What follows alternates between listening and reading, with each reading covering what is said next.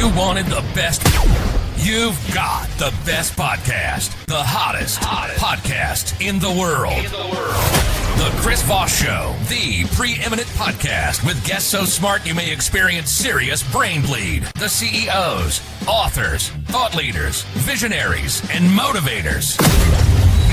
Get ready. Strap yourself in. Keep your hands, arms, and legs inside the vehicle at all times, because you're about to go on a monster education roller coaster with your brain. Now, here's your host, Chris Voss. Hi, folks. It's Voss here from the ChrisVossShow.com. There you go, ladies and gentlemen. There are these things that makes official. Welcome to 16 years and 2,400 episodes of Chris Voss. Going on next month to 17 years. And, God, I think we're almost to 2,500. We're getting there. Anyway, guys, be sure to refer the show to your family, friends, and relatives. We want to build the show out. We need more listeners because after 16 years, we can never get enough. Go to goodreads.com/Chris Voss, LinkedIn.com/Chris Voss, Facebook.com/Chris Voss, Chris Voss 1, the TikTokity, and all those crazy places on the internet. Today, we have amazing two young men on the show with us today. We're going to be talking about their book that is coming out August 12th, 2025. Are we in August already? I'm still in February. The book is entitled, that's not the title of the book, by the way. The book is entitled Distancing, How Great Leaders Reframe to Make Better Decisions. L. David Marquet joins us on the show, and Michael A. Gillespie, both authors on the book. We're going to get into it with them and all that good stuff. Welcome to the show, gentlemen. How are you? Great. Thanks for having us on the show. Thanks for coming. So give us .coms for each of you or both of you, whichever you have it set up, on where people can find you on the interwebs. For me, davidmarquet.com, DAVIDMARQUET.com, and I'm on LinkedIn. I say yes to any connection. Basically, I trust first. So it's L on LinkedIn. I'm L David Marquet, and L is Lewis, stands for Lewis. There you go. So give us, I'll give each of you a shot at this as we go through the questions and stuff to give a response. So I'll let one of you take it first here. Give us a 30,000 overview. What's inside the new book? So, all right. I guess I'm jumping in. So, Mike's all right. jumping in. So this is Mike. I didn't know if David's hand jive was for me or for him, so I'm going. So the big picture of this book, wanted to help people make better decisions. I'm an organizational psychology professor. I want to help make the world a better place, help people's work lives be better. And this is a powerful way that we can help people do that. There you go. I was a submarine commander, and I accidentally stumbled on this because I really wanted to get my guys to make decisions and tell me what they thought rather than me telling them what to do, because we know what happens when people just do what they're told. And so I ended up accidentally asking questions like, well, what would you do if you were me? Or what if you could talk to your 6 months in the future self, what would they tell you to do today? And it was like nothing changed. They were just, the words coming out of their mouths were just smarter, better. And so I ended up, now it's been a while, over 20 years, but I'm now finally getting to understand why that is. I paired up with Mike, and Mike's bringing the science, and this is really a superpower for making better decisions, because empowering people to make decisions is only half the story. We actually want them to make good decisions. There you go. Good decisions. What kind of human being stuff is that? So I don't see that on Twitter at all every day. A lot of bad decisions. or on TikTok for that matter. There you go. So how do you define distancing? This sounds like maybe something where you set boundaries or something, like, or maybe it just explains why I never returned from getting milk with the family. So that sounds like a gaming term we use in gaming. Yeah. Your dad left clearly and never came back with the milk. What is distancing? What does that mean? I'll give you both of you guys a shot at it. I'll just go real simple and then see what David wants to add, if that's okay. So it's getting out of your own head. And we just get stuck in our own head. That's our default. How do we get out of our own head? and it helps us make better decisions. Yeah. So you live your life. Most people live their life as if they're the quarterback of their life. Like, I'm in it. I'm making decisions. I got my team. I got my assets. I got my skills. I got my knowledge. I got my connections. I'm calling plays. I get hit by the other side. I get hit by reality. And it feels very personal. I experience the world on a first-person shooter basis. That's the immersed self. It's our default self. We don't even realize we're in it. But there's a choice. You don't need to be in that way. And for certain periods, certain critical times, when you, for example, when you need to make a decision, or when something traumatic has happened, or you get cut off in traffic and you want to explode, distancing is what you want to be. You want to be the coach sitting on the sideline. You're on the bleachers. You're looking down. You're dispassionate. You see the quarterback get sacked, and you're like, "Oh, that's going to hurt," but you didn't feel it, and your brain goes, "Okay, what's going to happen next?" And oh, by the way, when the coach looks at the field, he sees a whole bunch of players, 22 players. You're just one of them.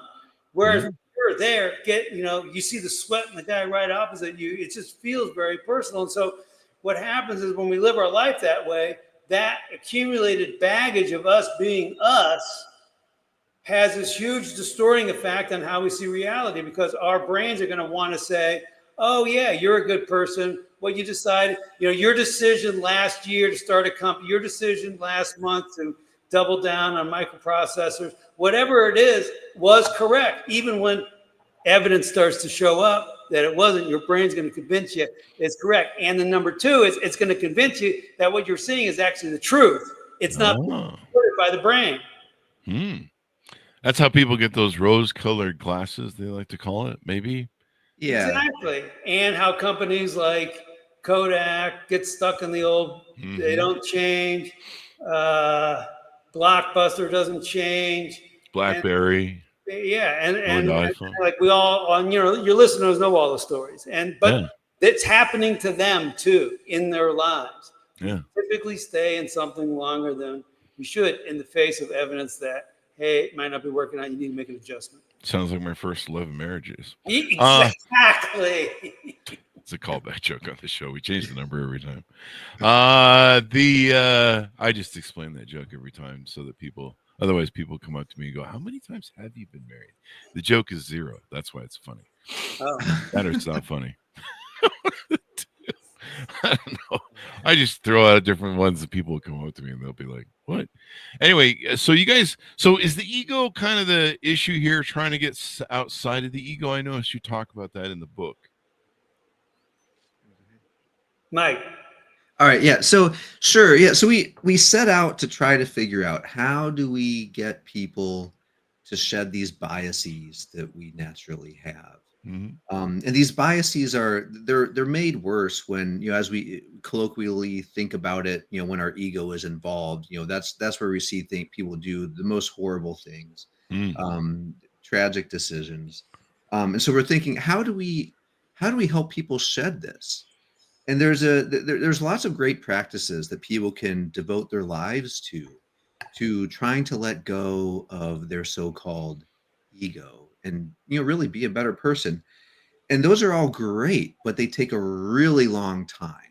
And so sure, yes, do yoga, do meditation, whatever it is that you want to do. But what if you have to make a decision now and you haven't been practicing any of these things? It's not going to help you right away. And so even for those people who have been devoting their whole lives to shedding the ego in whatever form or they have, everybody can benefit from this concept of distancing. There's strong psychological research. The term is psychological distance. So we're wanting psychological distance from ourselves, basically. And so we have all of these biases that work against us making good or rational decisions. They're the accumulation of our life experience, as David was talking about. And so we actually started going down the path of, how do we help people eliminate ego? How do we help people shed all of these biases? But it ends up being like a whack-a-mole game. Like you hit one bias, another one pops up, and you just can't keep up with all of them. And even David Kahneman, who's researched this stuff for decades, he came to the conclusion that after all of this, he's not that much better at correcting these own biases in his own head. So what is it that we do? So what we came across is this idea, a lot of science and based on this, is stop trying to address the biases directly. The bias training doesn't even work that well. Oh. So what you do is you employ psychological distancing. It gets you out of your own head. You be someone else, somewhere else, or sometime else. These basic, mental tricks that we can do. And then now you're no longer that same person that has all of these accumulated biases, but you have the wisdom and the benefit of the knowledge base that you can bring to bear on the situation, but you're no longer attached to it. So you can see it more clearly and you can make better decisions. You know what I do to get distancing is I just got a restraining order against my ego. Yeah, there you go. Do you want to jump in here, David? We're going to steal that quote. That's what this is. Yeah. So because you're not you anymore. I'll give you an example. You give us you give a speech. You come off stage. Someone says, "Hey, can I give you some feedback?" Well, when I first started speaking, I was like, "Yeah, sure, help me out." Now, 15 years later, I'm like, "No." That's what my brain is thinking. But then I say, oh, yeah, what I say is David loves feedback. Like I personally, even though I try to train myself to like feedback, my ego doesn't like feedback, but David loves feedback. And so what I do, just by making that little that just linguistic change, I'm now not talking about me anymore. And so when the person says, oh, yeah, they may still say, well, you went on too long about this, or, that was confusing. I was like, oh, well, David will, incorporate, David will think about that. And it's like, it's okay. It's fine. There's no sting in it because I'm not even talking about me anymore. There you go. Well, who's David then? If you're not talking about you, you're not talking about your ego, right? Yeah, I'm talking about David, the speaker. Yeah, that other guy. And you can do this in your journal. And there's studies that show that if you journal and you say, hey, I had a bad day, I had a good day, I had this issue, I'm worried about that you just feel more pressure. Like that's just a little bit more emotional for you than if you write, David had a good day, David had a bad day, David's thinking about doing the following thing, Chris is thinking about this, Mike's thinking about that. And even, again, that just little linguistic tweak, now it's like, oh, now I can just see reality a little more clearly. And it's no new information. You just see clearly what you couldn't see before. Yeah. I've talked about this before on the show and probably in my book, Beacon's Leadership, the being able to try and get outside yourself. I used to, I think some people refer to them as scotomas or blind spots. And whenever I was working on a new idea or some new innovation, I would go to my employees and, I learned very early on, I smacked a lot of home runs early on. And then somehow, I started striking out, and I realized that I wasn't the purveyor, even though my title was CEO. I wasn't the purveyor of all the great ideas in the world. And so I needed feedback, any of my employees. And a lot of times as CEO, you can get isolated. It's kind of the same thing that happens to a president in the White House. You become isolated from what's on the ground, and you kind of end up in a bubble, and you're surrounded by yes men going, oh, whatever you do, you got balls is great. Exactly. So, yeah. And you can really fall into that ego trap with that kind of worship. So being able to, I'd sit down with my employees and my staff and I'd be like, what am I missing here? What am I not seeing? Why is this a bad idea? What are the things in the room? I think I've told the story of the one board member my last CEO I work with had, where he was the negative Nancy of the board, right? Everything, any idea that the board talked about or came up with, he was the one who, or it's going to go to hell in a handbasket. The sky's falling guy. And I said to my CEO one time, I go, hey man, why do you keep that guy on the board, man? He is annoying as hell. He's always and he goes, yeah, he's wrong a lot.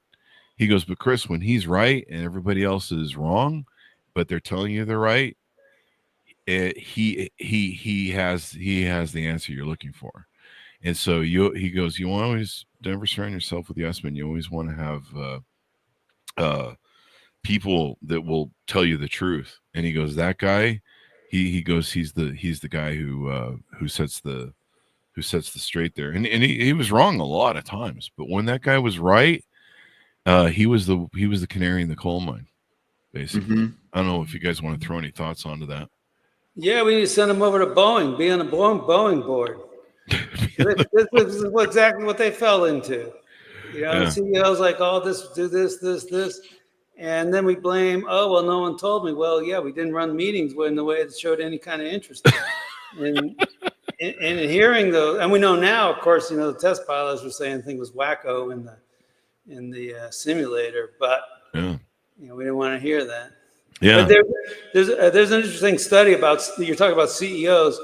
So, and what you're saying is exactly true. And there's studies that show CEOs' effectiveness peaks after 10 to 20 years. I don't know, Mike, you probably have more details on this, but it's been exactly because of what you say. And they basically get convinced that they're right and their worldview is right. And when the world changes, they're still stuck in that. And then so that outweighs the learning that they continue to do. And then they end up going off. So you need to get that second. And again, of all these biases, there's actually only one bias. All these human biases, they all boils down to one thing, which is you view the world from you. And you carry that accumulated weight of you being you with you. And that basically almost every bias you can trace back to this fundamental situation. Wow.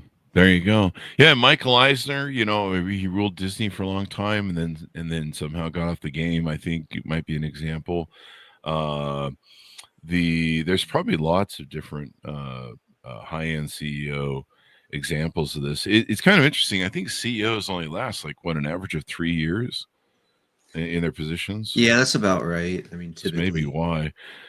Because after a while they become their own thing. I mean, some guys are good at it. You look at who replaced Michael Eisner, Bob Iger, I think, of Disney. I have a lot of respect for him and stuff. I think maybe he also had the groundswell at his back for a lot of different things. Trying to return to Disney and clean up whatever. And of course the markets have changed, or the world has changed, I think, politically, especially for Disney. But there's some examples, probably some guys who went long. Let's do your bios. Normally with two people, I have you guys do your own bios. Give the audience a little bit of background on both you guys, on your upbringing, what influenced you, what prompted you to get together and write this book. Mike, if you want to lead off.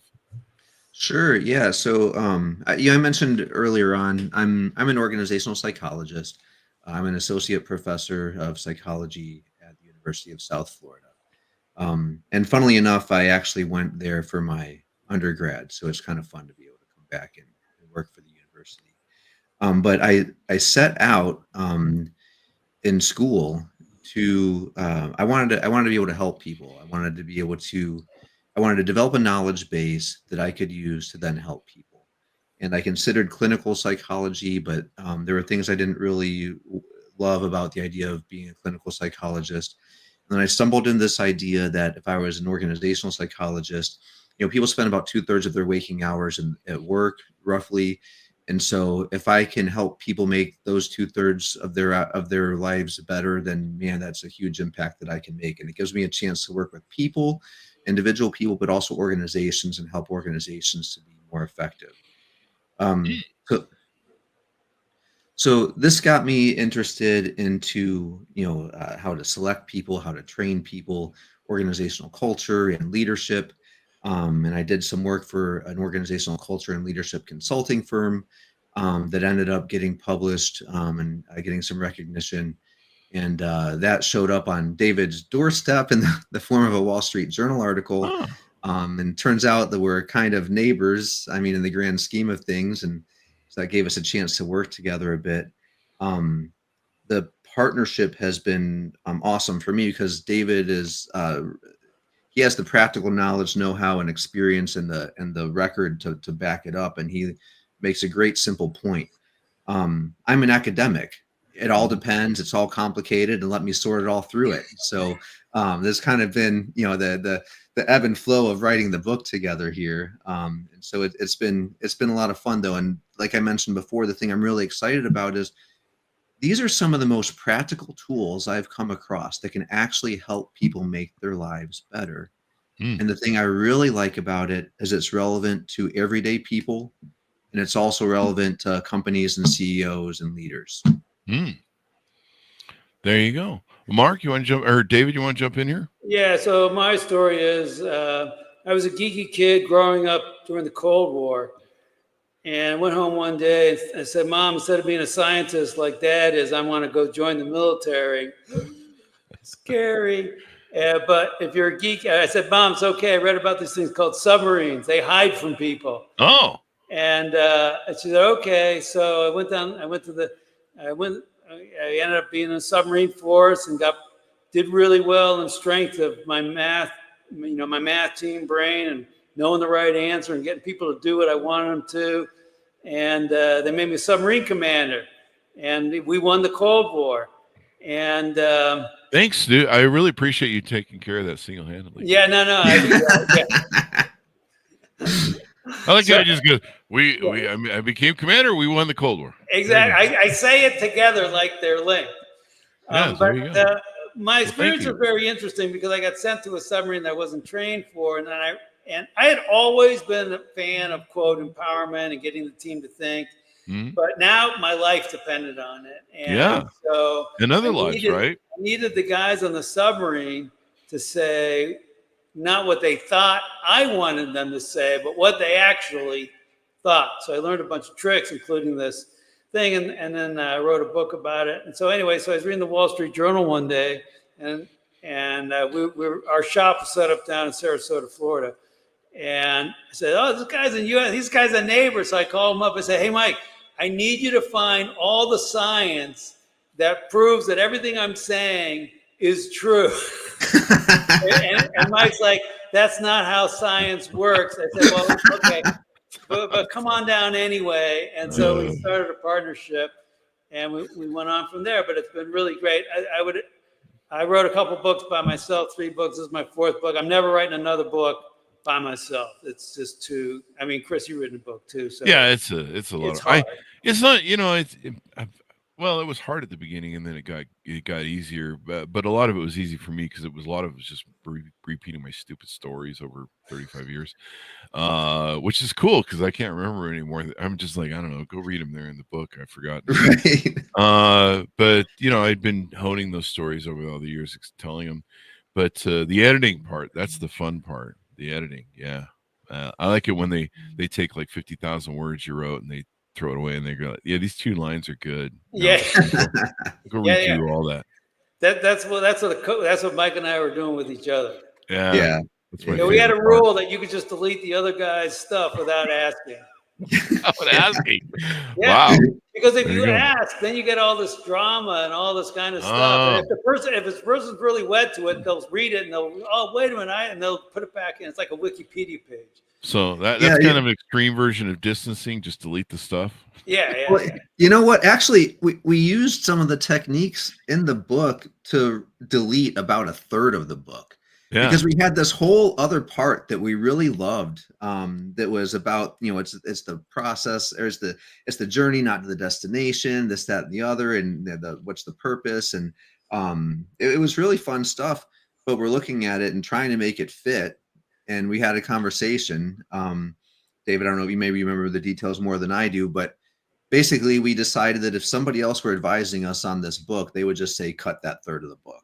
Yeah, and so that's what we did. There you go. Keep it focused. Keep it focused. You practice what you preach, as they might say. But yeah, it's a lot of people have this trouble getting out of their own ego, and being able to see their own bullshit. And like I said, I used to spend a lot of time just trying to see what was wrong, to see outside myself, because I realized, like I said, I'm not the purveyor of all the greatest ideas, and sometimes that one thing that you're missing, that scotoma point that you can't see, and sometimes you've sometimes fallen the trap that you convince yourself that I am the person who knows everything, or on this I think I know this is the way. And sometimes you're really excited too. You get emotionally connected to the idea, and you're like, I'm really excited. This is a great idea. You see the innovations you can take and invoke, but then then you find out that maybe I don't know what's up. Now in the book, there was one thing. Let me pull this up so I have it. I'm flipping around here, just different data. There's one thing you talk about how to become your own coach. So you might make a lot of people angry who come on the show who sell coaching. What's this? What's this about becoming your own coach? You're going to put some people out of business. Talk to us about that portion of the book, part 2. Want to go ahead, David? Yeah, sure. So the idea of becoming your own coach is you're in a situation and you don't really know what to do about it. And it could be big, could be small. It could be, hey, what kind of a workout do I need this week? Or it could be, should I retire and move to France? Mm-hmm. And what you want to do is think about that not from the perspective of you. Because when you think about it from the perspective of you, you've got all this accumulated baggage, all these decisions you made in the past, all your self-image of what kind of a person you are. That's all going to weigh on it, and your brain's going to distort your decision-making calculus based on that. And you won't know it's doing it. You'll think it's true. So what you do is you step out and you say, okay, hey, David, in this situation, and now you become your coach. You still know your true value. You still know what's really important to you. But from that perspective of the coach, you're not as hung up on the fact that, oh, I'm the smart guy and I need to prove that I'm the smart guy day in and day out, or I'm the whatever person, or I'm the talent, or whatever it is, or I made that decision last year that the company should go in this direction, therefore it must be right. And then you say, okay, what should David do? You issue the coach's instructions. Now you go back. You don't live as coach for a long time. It might only be for a minute or two, but it helps you. You just like the blinders drop, you see clearly. Then you go back to being you, and you do what coach tells you. And now you're doing it for coach. You're not doing it for you. So there's actually more likelihood that you're going to fulfill your workout for the week because you're doing it for another person. You have this accountability person, even though it's an imaginary avatar of yourself. It still works, and the likelihood is that you're going to do your workout more fulfilling than if you just say, well, this is just me, I'm just going to work out on my own, I decided this. There you go. Now, do I use that conversation when I talk to other people? Because I mean, they might think I'm schizophrenic or crazy. That'd get a little weird pretty fast. We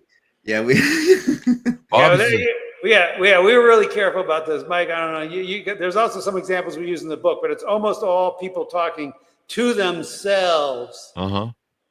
It's weird when it's a public thing. The king and the queen can kind of do it, but if you're not them, right? I don't know that I want to do this on like a date when I go on a date. No, not recommended. But before the date, before. There's a Seinfeld episode on with Jimmy, and Jimmy always talks about himself in the third person, and Jimmy does this, Jimmy likes this, we're not advocating for a bunch of Jimmys in the world. This is kind of like a personal, self-reflective thing. It's like, why does Chris always talk in the third person? I mean, it's bad enough I have the multiple personalities. So there's, 11 multiple personalities. So, right. Well, maybe one of them can. They're all talking and arguing with themselves already. They're always arguing with the one personality who says kill, kill, kill all the time. And Rich says I can't use that one anymore. So it's a legal thing. I get one of my 6 ankle bracelets off next week, or my personality does, not me. Right. Anyway, Chris does. Chris gets his ankle bracelet. Well, we call the kill, kill, kill guy Bob. It's always fucking Bob. So, so that could, so basically you think this in your head, you don't enunciate it to anybody, or else you might end up in a rubber room with a straitjacket. So sometimes you just have to take a pause, and so you just need to be like and normalize calling a pause and taking a timeout, and then you can kind of sort through it on your own and then come back in. we have examples from this, in the book too. I think David, you're going to say something. I think. Well, I was going to say, like, sometimes you do vocalize it. We have a story in the book where Andy Grove and Gordon Moore, who founded Intel, were in trouble 15 years after they founded it. And Andy says to Gordon Moore, "Hey, what if we got fired and they brought in new people to run the company?" The problem was they made memory chips which were being pressurized, and Intel actually posted a loss in the early 80s for the first time. But they had this little tiny product, a microprocessor, and like, should we throw everything into the processor? They had to bet the whole future of the company. And even though ostensibly, like, the evidence was clear, the future's in microprocessor for you, that it plays to the company's strengths, it's a complicated product, your engineering prowess, on and on and on. But for a year, they couldn't decide. So, I mean, that's an example where it's sort of done at a team level. If the team's doing, for example, a retrospective, instead of saying, well, let's talk about how we could have done better last week when we built this product, say, imagine another team on the other side of the planet, physical distance, in the future is doing what we just did. What would we want them to have learned from our experience? Now you're not talking about you anymore. Now you're talking about the boneheaded thing that you did.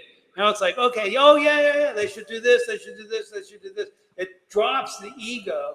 And there's this very simple mental manipulations which make these everyday things way more effective, and you learn faster and you get better faster.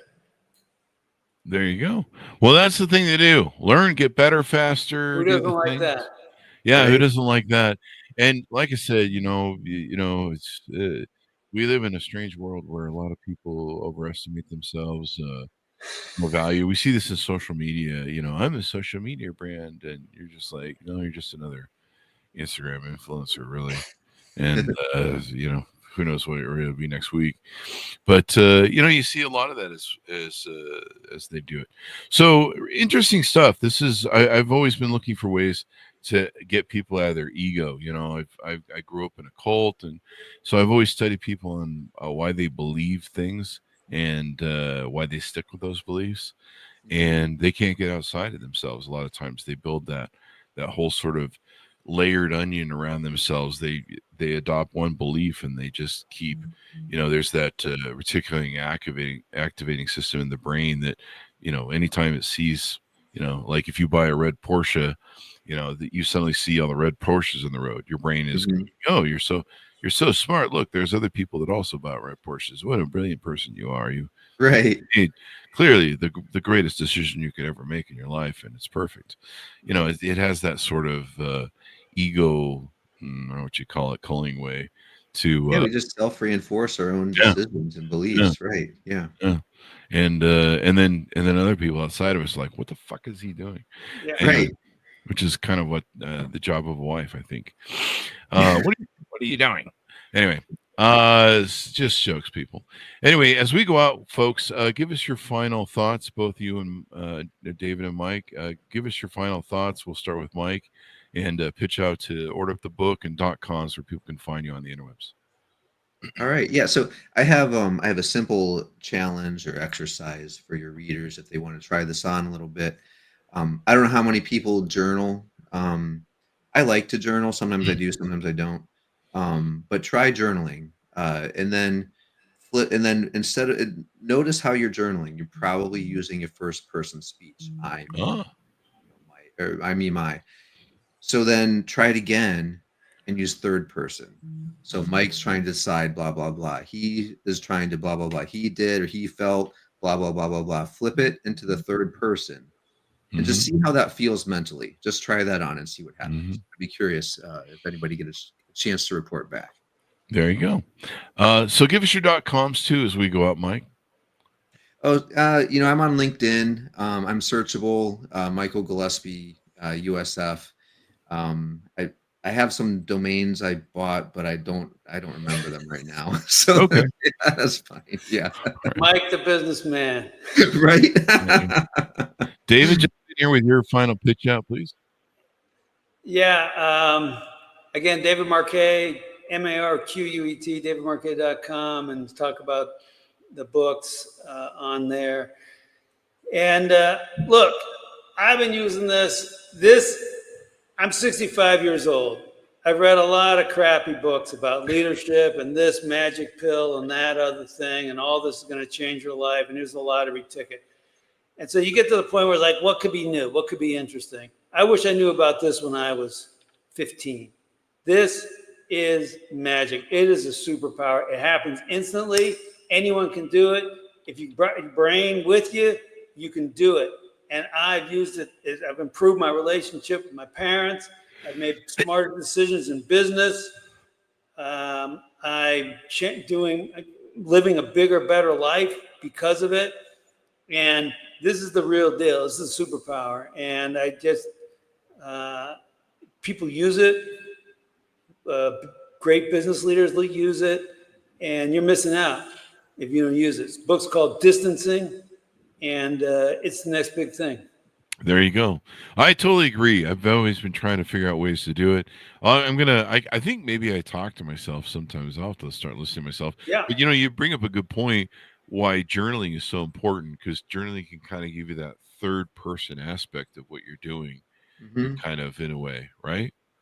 Absolutely. And what I've found is that if I can't be bothered to try using the third person to figure something out, if that just feels like too much effort and darn it, I just want what I want.